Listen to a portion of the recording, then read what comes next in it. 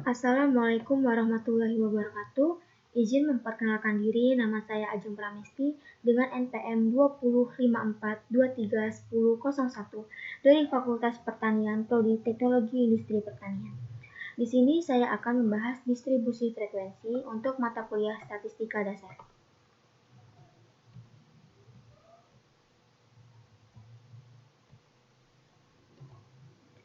Topik pembahasannya, yang pertama ada pengertian distribusi frekuensi, yang kedua ada macam-macam distribusi frekuensi, yang ketiga ada jenis-jenis distribusi frekuensi, yang keempat ada penyusun distribusi frekuensi, yang kelima ada penyajian distribusi frekuensi, dan yang terakhir ada contoh soal. Pengertian distribusi frekuensi. Distribusi frekuensi adalah representasi baik dalam format grafik atau tabel yang dipergunakan guna menampilkan jumlah observasi dalam interval tertentu. Ukuran interval tergantung pada data yang dianalisis dan tujuan analis. Interval harus eksklusif dan lengkap. Distribusi frekuensi biasanya digunakan dalam konteks statistik. Distribusi frekuensi juga adalah pengelompokan data menjadi tabulasi data dengan memakai kelas-kelas data dan dikaitkan dengan masing-masing frekuensinya. Macam-macam distribusi frekuensi. Yang pertama ada distribusi frekuensi biasa, yaitu distribusi frekuensi yang berisi jumlah frekuensi dari setiap kelompok data. Yang kedua ada distribusi frekuensi relatif, yaitu distribusi frekuensi yang berisi nilai bagi antara frekuensi kelas dan jumlah pengamatan. Distribusi frekuensi yang satu ini menyatakan proporsi data pada suatu kelas interval. Yang ketiga ada distribusi frekuensi kumulatif, yaitu distribusi frekuensi yang berisi frekuensi kumulatif atau frekuensi yang telah dijumlahkan. Distribusi frekuensi kumulatif mempunyai kurva yang disebut ogive. Terus ada jenis-jenis distribusi frekuensi. Untuk berdasarkan jenisnya dibagi menjadi dua. Yang pertama ada distribusi frekuensi numerik, yaitu deret hitung yang berdiri sendiri. Yang kedua ada distribusi frekuensi kategorial, yaitu data yang sudah dikelompokkan. Untuk yang berdasarkan nyata tidaknya frekuensi juga dibagi dua. Yang pertama ada distribusi frekuensi absolut, yaitu distribusi frekuensi yang menyajikan jumlah bilangan untuk menyatakan banyaknya data pada suatu kelompok tertentu.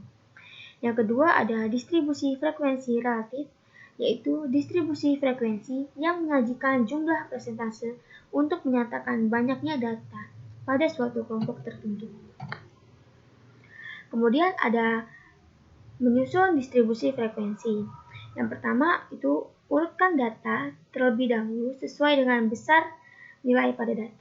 Yang kedua, menentukan jangkauan atau range dari data. Rumus jangkauan adalah jangkauan sama dengan data terbesar dikurang data terkecil. Yang ketiga, menentukan banyaknya kelas.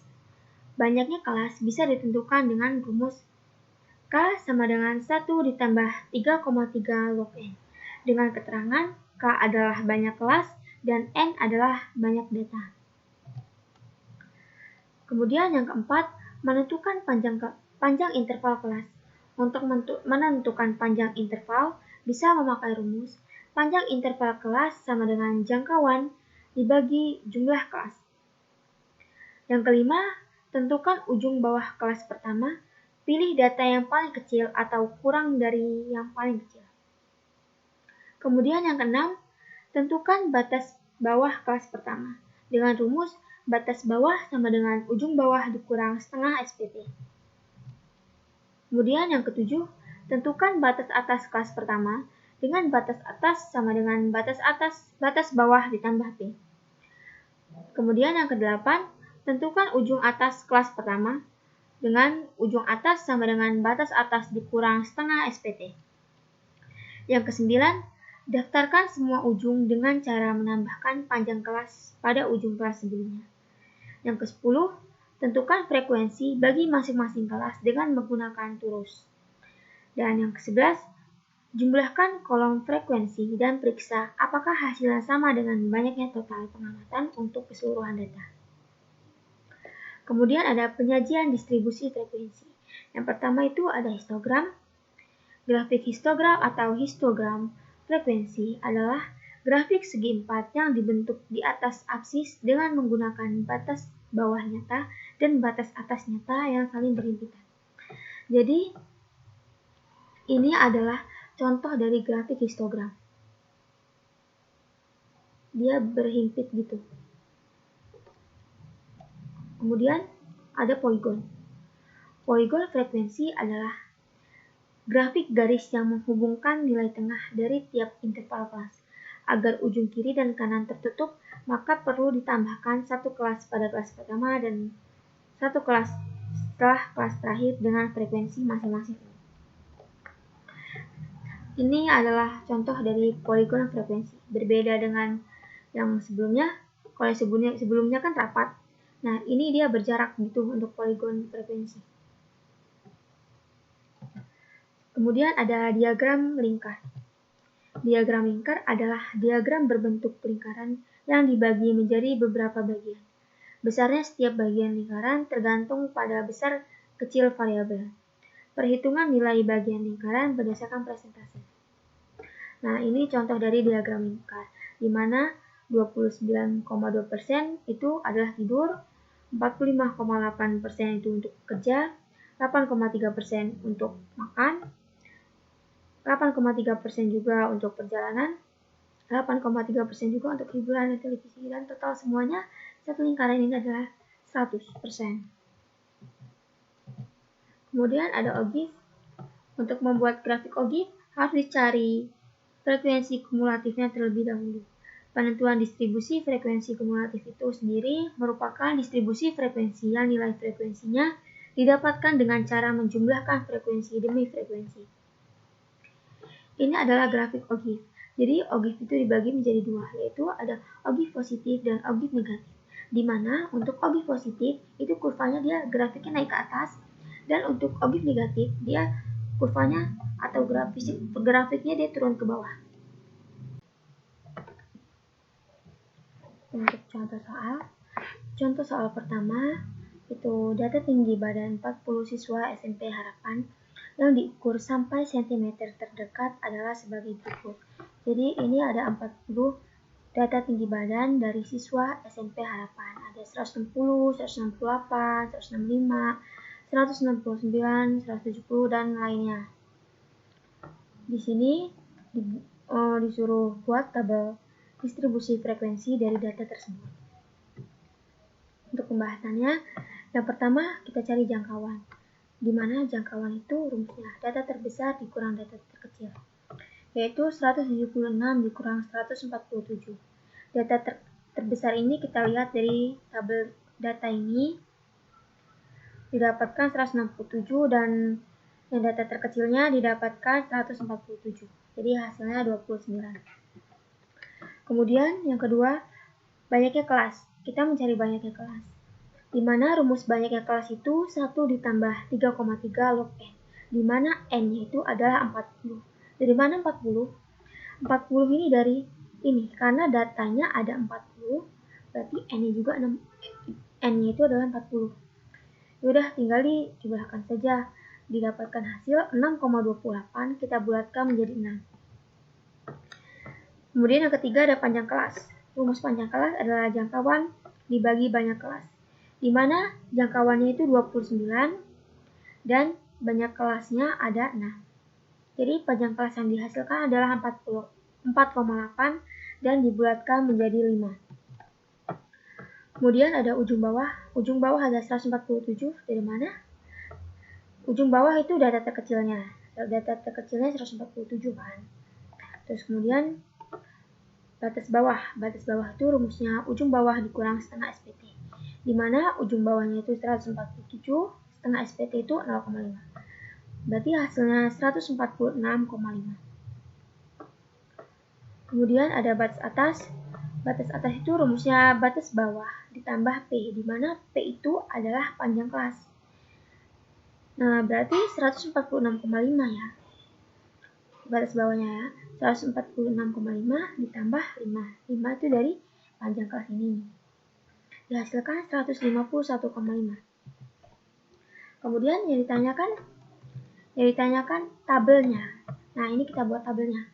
Kenapa kita ngambil dari 147? Karena ujung bawahnya tadi. Ujung bawahnya 147.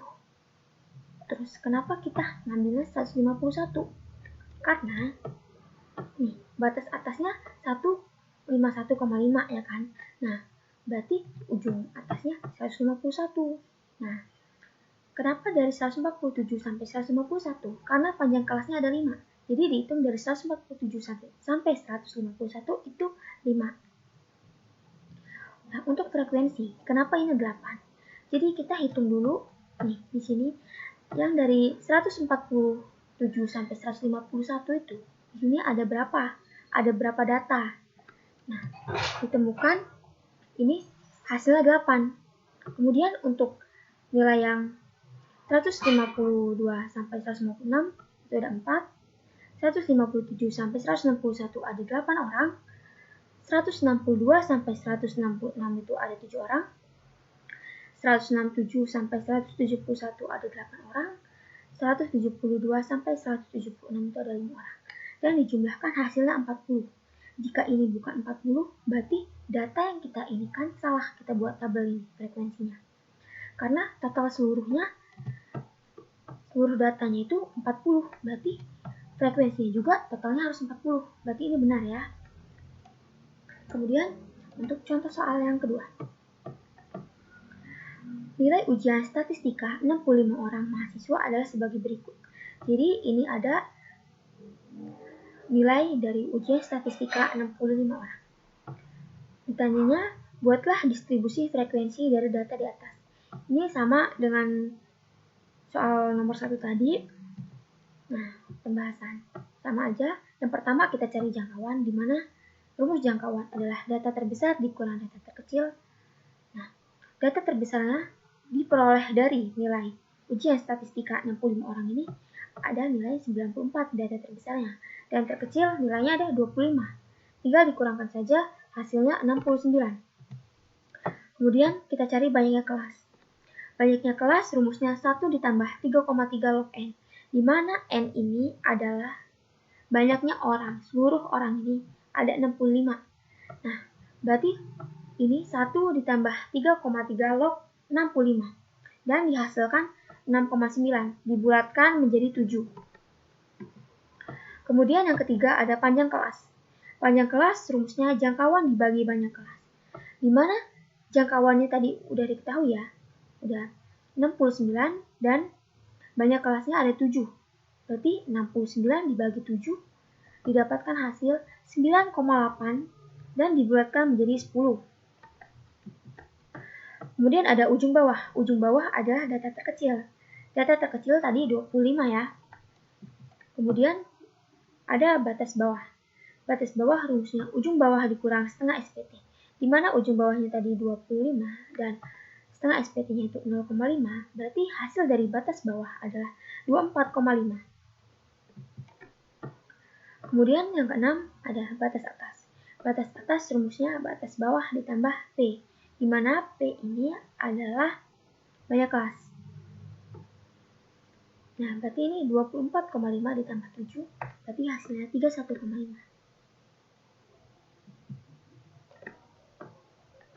Nah, kemudian kita buat tabelnya.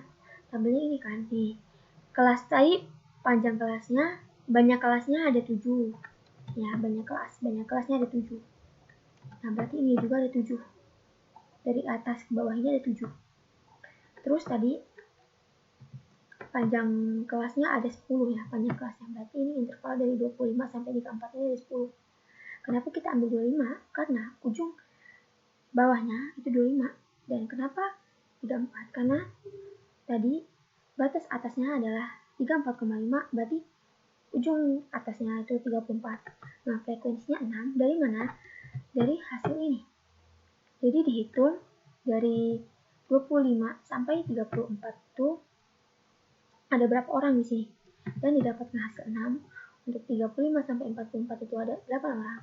45 sampai 54 itu ada 11 orang, 55 sampai 64 itu ada 14 orang, 65 sampai 74 itu ada 12 orang, 75 sampai 84 itu ada 8 orang, 85 sampai 94 itu ada 6 orang. Dan dijumlahkan hasil frekuensinya itu adalah 65. Berarti benar ya. Nah, ini juga nih, nilai datanya ini tuh ada 65. Berarti mau nggak mau frekuensinya juga harus 65 tuh kan. Tuh. Terus kemudian contoh soal yang ketiga. Nah, di sini disajikan tabel distribusi frekuensi di atas nih. Tentukan median dari data tersebut. Di sini ada nilai 57 sampai 61 ada 11 orang, 62 sampai 66 ada 17 orang, 67 sampai 71 ada 14 orang, 72 sampai 76 ada 13 orang, 77 sampai 81 ada 10 orang, 82 sampai 86 ada 5 orang.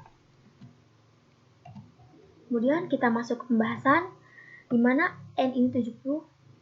Kenapa N 70? Karena total dari seluruh frekuensi ini adalah 70. Kemudian setengah dari N. Kita mencari setengah dari N. N-nya udah diketahui 70, berarti setengah dari N adalah 35. Kemudian kita mencari frekuensi median. Kenapa kita ngambil yang 14?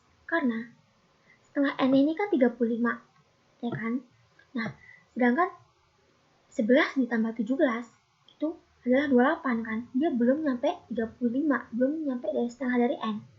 Nah, kemudian ditambah lagi 14. Setelah ditambah 14, angka 35 itu masuk di dalam ini, di dalam sini, dalam 14 ini. Jadi, kita ambil frekuensi mediannya adalah 14, gitu. Terus sigma F median, frekuensi mediannya itu 28, kenapa?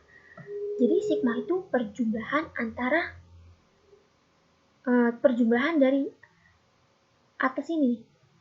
Kan tadi frekuensi mediannya 14, berarti yang dijumlahkan atasnya dari frekuensi 14 ini ada 11 dan 17. Dan kita jumlah hasilnya 28. Terus ada C. C adalah panjang kelas. Panjang kelasnya itu ada 5 ya, dari 57 sampai 61. Panjang kelas itu ada 5. Nah, kemudian kita masukkan saja ke rumus. Rumus median adalah tepi bawah. Oh iya, lupa. Tepi bawahnya tadi belum ya. Tepi bawahnya itu kenapa 67 dikurang 0,05? Karena kita kan ngambil frekuensinya tadi 14 ya. Nah, dari frekuensi 14 ini kan ada nilai 67 sampai 71. Karena rumusnya tepi bawah, jadi kita ngambil tepi bawahnya aja. Rumus tepi bawah itu kan, nah ini 67 dikurang setengah SPT. SPT-nya itu kan 0,5. Berarti 67 dikurang 0,5, hasilnya 66,5. Setelah itu kita masukkan saja ke rumus ini. Di mana rumus median untuk data berkelompok ya, ini kan data berkelompok.